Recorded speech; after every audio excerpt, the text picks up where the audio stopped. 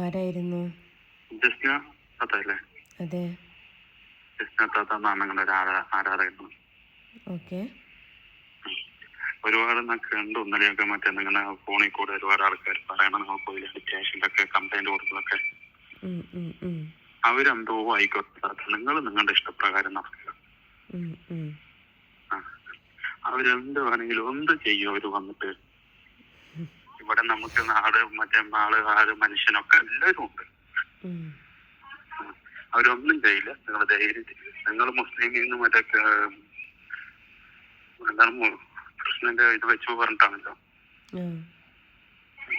അവരെന്തോ ആയിക്കോട്ടെ, ഞാൻ മുസ്ലിമാണ്, ഞാൻ അയ്യപ്പന്റെ വിളക്കിന് പോകുന്നുണ്ട്, അയ്യപ്പന്റെ അവിടെ പോകുന്നുണ്ട്, എല്ലാവിടെയും ഞാൻ പോകുന്നുണ്ട്.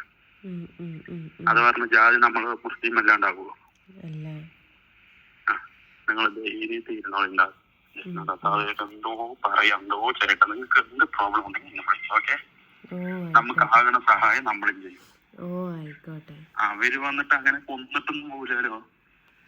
അത്രയ്ക്ക് ധൈര്യമുള്ളവര് നാട്ടിലില്ലല്ലോ. പറഞ്ഞത് വേറെ വല്ലതോ അവിടെ UP ആണെന്ന് എനിക്കോ. അല്ല, അവനങ്ങനെ വന്നിട്ടുണ്ട്. അവൻ ജീവനോടൊക്കെ തിരിച്ചു പോകില്ല എന്നുള്ളത് എനിക്ക് ഉറപ്പുണ്ട്. അതന്നെ, ഇതിന്റെ UP ആണെന്ന് എനിക്കോ. അവര് ഓനങ്ങനെ ഒരു ചിന്താഗതി ഉണ്ടാവും. ഓനങ്ങനെ ഒരു ചിന്താഗതി ഉണ്ടാവും. ഓൻ ചോദിച്ചിട്ടുണ്ടല്ലോ, ഒരു പെണ്ണായ നിനക്ക് ഇത്ര ഗഡ്സ് ഉണ്ട്, ഒരാണായ എനിക്ക് എന്തോരം ഉണ്ടാവും എന്നുള്ളത്. ഓന് പെണ്ണും ആണും ഒക്കെ ഒരുപോലെയാണുള്ളത് ഓനിപ്പോ ചിന്തിക്കുന്നില്ല. ഇക്കാലത്ത് ആണുങ്ങളുടെ ധൈര്യം എന്താ പറയുമ്പോഴേക്ക് ചോർന്നു പോകും. അതൊക്കെ അവര് ആലോചിക്കാനേ ഉള്ളൂ. പക്ഷെ ഞാനൊരു പെണ്ണ് മാത്രമല്ല, ഞാനൊരു അമ്മയും കൂടിയാണ്. അതോൻ ചിന്തിച്ചില്ല. ഇക്കാക്ക ദുബായിലാണ്.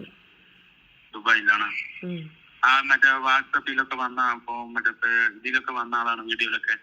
ഇല്ലല്ല, അത് ബ്രദറാണ്. ബ്രദറാണോ? ഇക്ക എന്താ വർക്ക് ദുബായില്? ഇക്കാക്ക അവിടെ ഷോപ്പിലാണ്. ഷോപ്പിലാണല്ലേ? ഇപ്പൊ താത്ത അവിടെ വീട്ടിൽ തന്നെ അല്ലേ, വേറെ എവിടെയാണോ? ഇല്ല, ഞങ്ങളെ വീട്ടിൽ തന്നെ ഉണ്ട്. വീട്ടിൽ തന്നെ.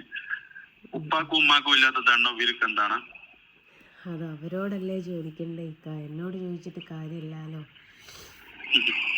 നമ്മൾ എങ്ങനെയോ പോട്ടെ, അവർക്ക് എന്താ, അത് മാത്രം ഒന്ന് ആലോചിച്ചാൽ മതി. നമ്മുടെ സമുദായത്തിൽ എങ്ങനെ നടക്കണോ ഏതാണെന്നൊന്നും അവർക്ക് അറിയേണ്ട കാര്യമില്ല. പടച്ചവനെ പേടിച്ച് ജീവിക്കുന്നുണ്ടാന്ന് മാത്രം അറിഞ്ഞാൽ മതി. അത്രേ ഉള്ളൂ. അത് ഞാനും പടച്ചവനും തമ്മിലുള്ള വിഷയം. അത് ഞങ്ങൾ നോക്കിക്കോളാം. മറ്റൊരാളെ അത് ഏൽക്കേണ്ട ആവശ്യമില്ലല്ലോ. അതില്ല. ഞാൻ നിങ്ങളുടെ 2-3 വീഡിയോ കണ്ടിട്ടാണ് ഞാനിപ്പോ വിളിക്കണം പറഞ്ഞിട്ട് വിളിച്ചതല്ല. എന്നാലും നമുക്കൊരു ഇത് കൊണ്ട് വിളിച്ചതാണ്. ഒന്നും തോന്നരുത്. ഓക്കെ, നിങ്ങളുടെ കൂടെ പറപ്പ് പോലെ കണക്കാക്കിയാൽ മതി. എന്ത് പ്രോബ്ലം ഉണ്ടെങ്കിൽ ഈ നമ്പറിൽ നിങ്ങൾക്ക് വിളിക്കാം. നമുക്ക് പാലക്കാട്ടുകാരാണ് നമ്മള്. നമുക്ക് ചെയ്യാൻ പറ്റുന്ന സഹായം നമ്മളും ചെയ്തു തരും. പോലെ നമുക്ക് അറിയണ പിള്ളേർ ഒരുപാട് പേര് നമ്മുടെ മലപ്പുറം ഉണ്ട്, കോഴിക്കോടുണ്ട്, കണ്ണൂരുണ്ട്, എല്ലാം. മീൻവണ്ടി ഡ്രൈവറാണ്. അപ്പൊ നമുക്ക് അറിയണ പിള്ളേർ ഒരുപാട് പേരുണ്ട്. എന്ത് പ്രോബ്ലം ഉണ്ടെങ്കിലും വിളിച്ചോളൂ. നമുക്ക് ചെയ്യാൻ പറ്റുന്ന സഹായം നമ്മൾ ചെയ്തു തരും.